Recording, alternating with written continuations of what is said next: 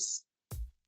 Kodwa uthola ukuthi ubaba mkhulu wayesuke ethandaza ngaso leso sihlabelelo, meaning esikhompoza yena himself. So-ke kungaqhamukanga ingilosi zathi Shembe nayo ingoma. To explore this argument, I'm taking a few hints from Izihlabelelo bese ngizama ukulisekela leli point engilichazayo. Ngingakangeni kulokho, ngicela ukucaphuna esinye isazi futhi okuthiwa uProfessor Sandla owaba ne-interview ngo-1961 nenkosi iLanga ebuzana ngaso lesi sihloko nemisebenzi eminye kaShembe. Uma ese-conclude nge-research yakhe, uthi Shembe's hymns of the Nazarite is a religious poetry of great beauty. It was born not at the dogmatician's writing desk, but in song carried by an incessant rhythm of drums, shaped in order to be sung while dancing. So namanye ama-scholars ayenzile lo observation ukuthi uma uyifunda noma uyilalela ingoma zebandla lamaNazaretha kukhona ubunkondlo obuningi that emanate from ingoma zikaShembe. Okugcina kwenza ukuthi-ke mhlawumbe umuntu oyifundayo angatholi kahle umqondo ophelele ukuthi kuthiwani kahle hle. So yayithini message uShembe ayekade eyikhuluma.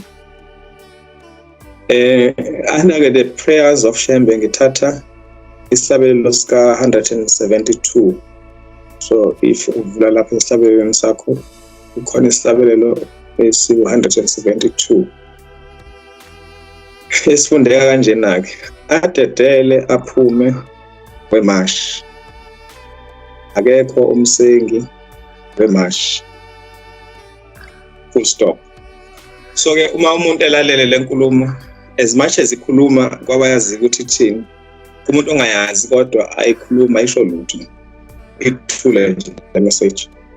So-ke ngizama ukubuyela kuleli point engike ngalihighlighta ngaphezulu ukuthi uShembe wayenakho ukuthi esikhathi ebhala there was his target audience, and then bese kuba khona laba abantu ababekade beyizitha zokuNazaretha.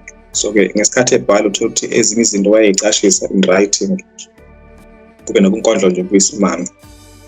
So-ke uma uyifunda le ndaba ayizwakali kahle ukuthi kukhulunywa ngobani, kukhulunywa ngani, ubani uMashi, and ubani lo okhuluma noMashi, kuthiwa uMashi akenzeni. So kuningi okungakudida on this sihlabelelo. The meaning of this hymn is figurative and is hidden, since its historical background is not given in the book le esiphatha Izihlabelelo.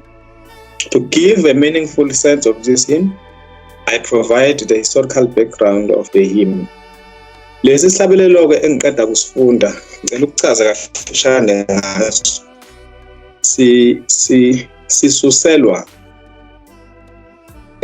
emthandazweni kaShembe awenza ekhumbule usuku lwempi yaseNcome le eyaziwa kakhulu ngokuthi i-Battle of Blood River eyalwa ngo-1838. So-ke eyayiphakathi kwaZulu namaBhunu, kuthiwa iZulu Boer War. So-ke impi yokuqala eyaliwa namaBhunu lapha eNcome, uShembe ukhuluma ngayo kulesi sihlabelelo, but lokho it is not very clear uma usifunda nje urely kulokho okubhalwe la.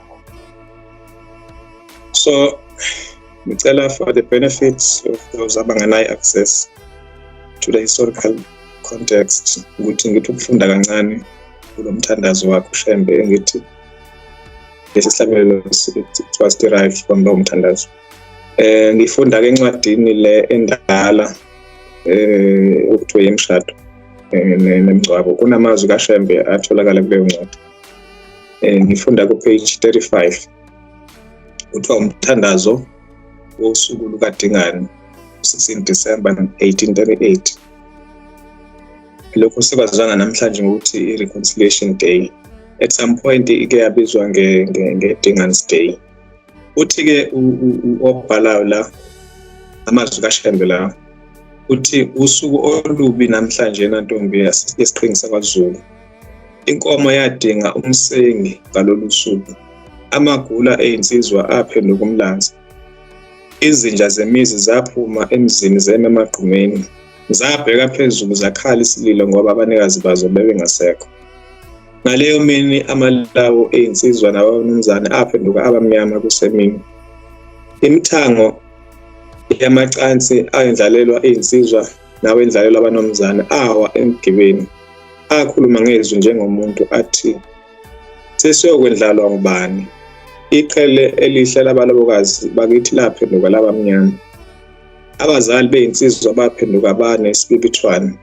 Amakhosikazi amadala onke izinyembezi zampompoza emehlweni awo.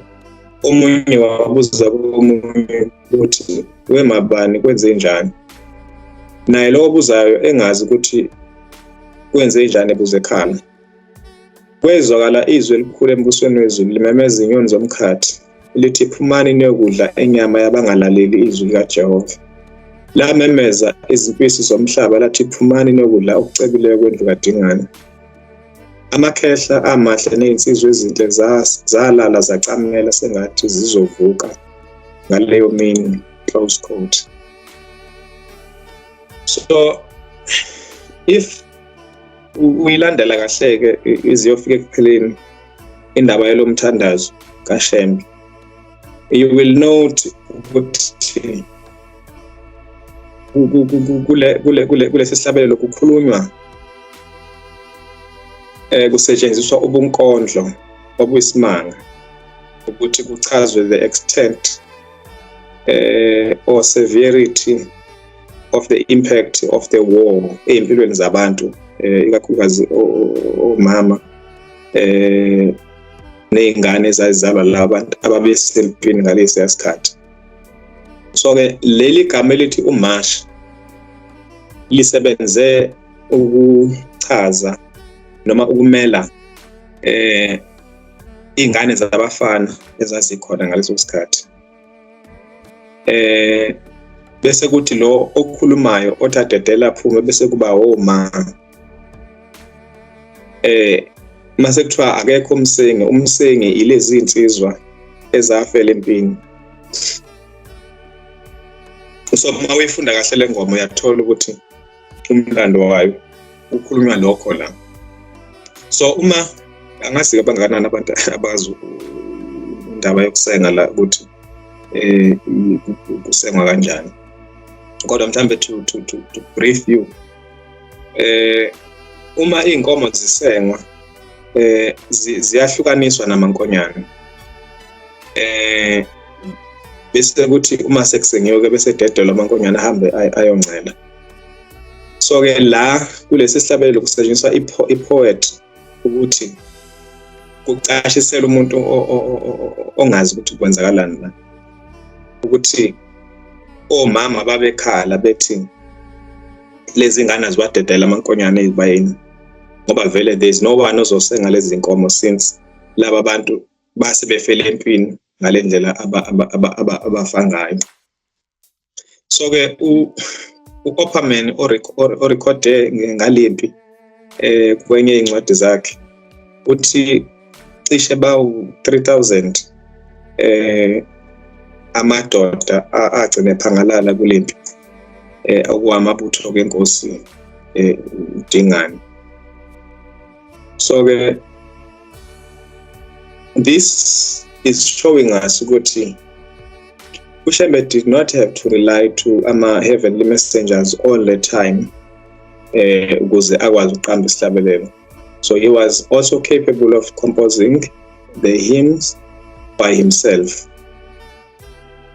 Uthi-ke usithole uma ephawula naye kuleli point engilirayizayo. Supposing that all Shembe's hymns came with angels does not do justice to his creativity and agency. So ziningi-ke nezinye ihlabelelo esingakhuluma ngazo